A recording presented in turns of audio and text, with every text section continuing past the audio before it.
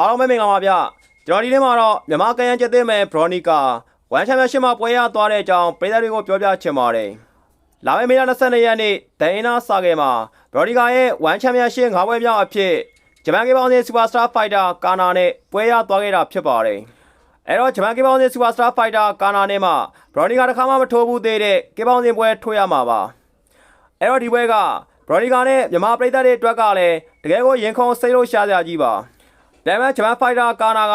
ဘရော်နီကာရဲ့အရင်ပြန်မဲ့တွေထက်အများကြီးကောင်းတဲ့ဖိုက်တာတစ်ယောက်ပါ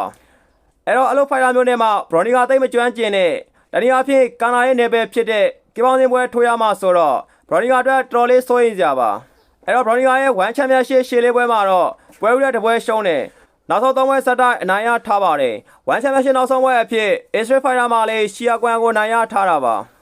ဆိုတော့ဘရော်နီကာရဲ့ပြိုင်မဲ့ကာနာကြောင့်အနေငယ်ပြောရအောင်ပါဂျပန်ကေပေါင်းစင်စူပါစတာဖိုက်တာကာနာကိုတော့မြန်မာပြည်သားတချို့လည်းတီးလောက်ပါတယ်ပြီးခဲ့တဲ့ဂျပန်မှာကျင်းပတဲ့1-1 Semi-3 ပြိုင်ပွဲမှာ3-1ချန်ပီယံဟောင်းစတန်ကိုတော့ကေပေါင်းစင်ပွဲမှာအနိုင်ရထားခဲ့တာပါဝမ်ချန်ပီယံရှစ်မှာထိုးထားတဲ့ကေပေါင်းစင်၄ပွဲမှာတော့2ပွဲနိုင်2ပွဲရှုံးဖြစ်ပါတယ်ကာနာရဲ့ရှုံးပွဲတွေကလည်းချန်ပီယံဖိုက်တာပက်ဂျီဂျာနဲ့ပြင်းတဲ့ကေပေါင်းစင်စူပါစတာဖိုက်တာမက်ဆန်ဆိုတဲ့တကယ်ဖိုက်တာတွေဖြစ်နေလို့သာကာနာရှုံးခဲ့တာပါ